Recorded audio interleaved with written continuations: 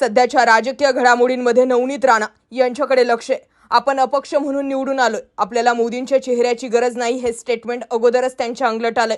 पुढे जाऊन पवारांनी देखील त्या ठिकाणी जाऊन केलेलं वक्तव्य आणखीच अंगलट येताना दिसतंय.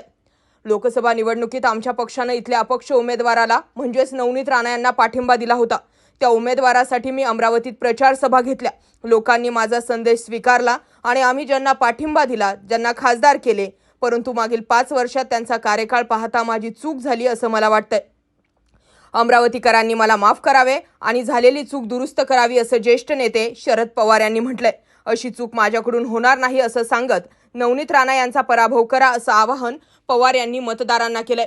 याआधी खासदारकीचा राजीनामा देऊन भाजपमध्ये गेलेले उदयनराजेंच्या पोटनिवडणुकीवेळी देखील शरद पवार यांनी सातारकरांची माफी मागितली होती आणि त्यावेळी साताऱ्याच्या जनतेनं पवारांच्या आवाहनाला भरभरून प्रतिसाद देऊन श्रीनिवास पाटील यांना विजयी केले.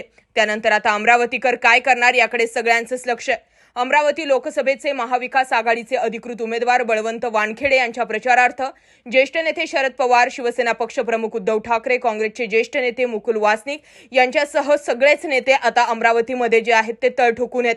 नवनीत राणा यांचा मागील 5 वर्षांच्या कार्यकाळावर महाविकास आघाडी नेत्यांनी जोरदार टीका केली आहे. उद्धव ठाकरे यांनी मोदी सरकारला विविध योजनांवरून धारेवर धरलं, तर शरद पवार यांनी भाषणाच्या सुरुवातीलाच नवनीत राणांना उमेदवारी देणं ही चूक होती असे जाहीरपणे स्टेटमेंट केलं आणि त्यामुळेच मला अमरावतीकरांची माफी मागायची. गत लोकसभा निवडणुकीत इथल्या अपक्ष उमेदवाराला पाठिंबा देणं ही माझी चूक होती आणि याच शब्दामध्ये पवारांच्या किती ताकद आहे हे उदयनराजे भोसले यांना विचारा असं देखील आता चर्चा ज्या आहेत त्या कट्ट्याकट्ट्यांवरती सुरू झालेल्या आहेत. उदयनराजे भोसले यांना सुद्धा पवारांनी निवडून आणलं आणि त्यानंतर पुढे जाऊन त्यांनी भाजपासोबत जाणं पसंत केलं. साताऱ्यामध्ये सभा लागली आणि पवारांनी जाहीर अशी मतदारांची माफी मागितली आणि त्यानंतर साताऱ्याचं वातावरण फिरलं होतं. ज्या गोष्टीची भीती देवेंद्र फडणवीस, भाजपा, अजित पवार यांना आहे तेच कृत्य जे आहे ते शरद पवार करणार. शरद पवारांचं ठरलेलं जनतेसमोर जाऊन फक्त हात जरी जोडले तरी सुद्धा जनता शरद पवारांच्या बाजूने फिरते. आणि सगळ्यात महत्त्वाचं आणि मोठं स्टेटमेंट म्हणजे एखादा उमेदवार जो शरद पवारांना सोडून गेला त्यांच्यासाठी जर शरद पवारांनी सभा लावली तर तिथलं वातावरण 100% फिरतं. हे इतिहास राहिला.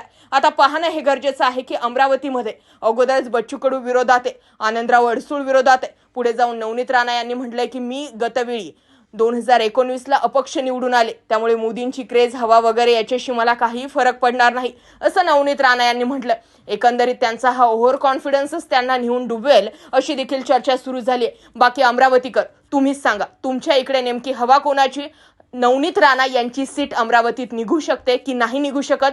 पवारांच्या सभेने काही फरक पडेल का? कमेंट सेक्शनला जरूर व्यक्त व्हा. अशाच माहितीपूर्ण व्हिडिओसाठी आपलं चॅनल आवर्जून सबस्क्राईब करा. जय महाराष्ट्र.